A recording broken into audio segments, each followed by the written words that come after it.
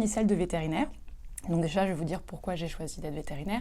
J'ai fait 2 ans de classe préparatoire et à l'issue de ces 2 années, j'ai décidé d'aller en École nationale vétérinaire parce que ce qui m'a vraiment attirée, c'était la pluridisciplinarité de cette formation, où on a à la fois des disciplines très cliniques et des disciplines beaucoup plus fondamentales, à l'échelle de l'individu comme à l'échelle des populations et sur une multitude d'espèces, y compris l'homme. Mes études m'ont beaucoup plu, mais tout au long de ces études, j'ai vraiment été attirée par le monde de la recherche.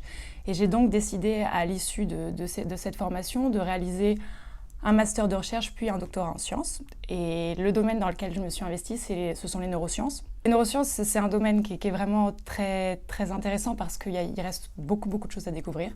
C'est vraiment une discipline en plein essor et ça, c'est très agréable de travailler sur ce genre de sujet.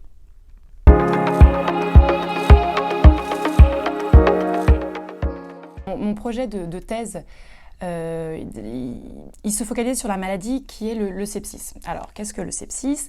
Le sepsis, c'est un syndrome qui se caractérise par une infection, quelle qu'elle soit, qui se généralise et qui entraîne une réponse immunitaire très forte, si forte qu'elle devient complètement généralisée et délétère à la fin pour l'organisme. Et ça, c'est un modèle, c'est une maladie vraiment d'une importance médicale majeure puisqu'elle touche 50 millions de personnes par an dans le monde et ça représente la première cause de mortalité à l'hôpital en France. Donc, ces dernières années, avec le progrès des techniques de réanimation, on a de moins en moins de personnes qui décèdent du choc septique. Et on s'est intéressé au devenir à long terme de ces patients et on se rend compte qu'ils développent de nombreuses séquelles, en fait, dans les mois, années qui suivent leur hospitalisation. Et les séquelles sur lesquelles moi je me suis focalisée, ce sont les séquelles d'ordre psychiatrique, avec une triade de syndromes, de dépression, d'anxiété et de syndrome de stress post-traumatique qui sont déclarés chez ces patients. Des troubles très sévères, parce qu'on a une forte augmentation du taux de suicide chez ces patients-là.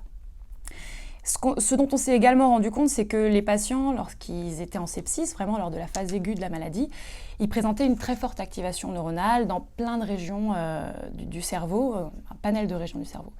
Et donc l'objectif de ma thèse était de faire le lien entre cette activation cérébrale aiguë, très très forte, et les séquelles à long terme, en émettant l'hypothèse que cette activation pathologique lors de la phase aiguë pouvait modifier à la fois les propriétés des neurones et les circuits de neurones qui entraîneraient donc des modifications à long terme du comportement.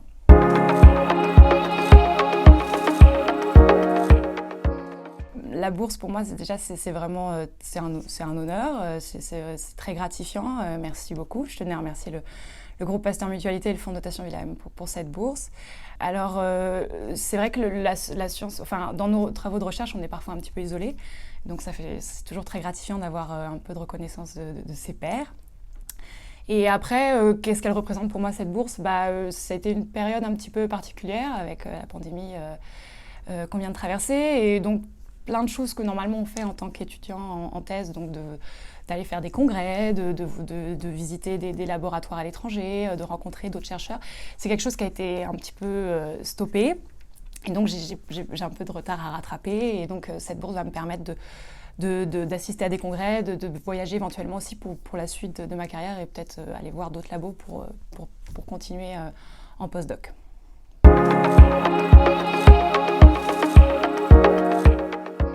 Je n'ai pas vraiment de rêve, mais je vais plutôt parler d'objectifs ou de motivation dans le travail de chercheuse.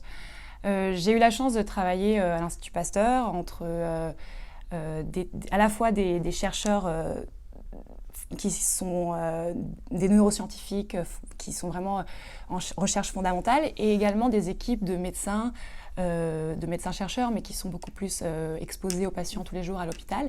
Et ça, c'est vraiment quelque chose qui m'a énormément plu dans mon projet.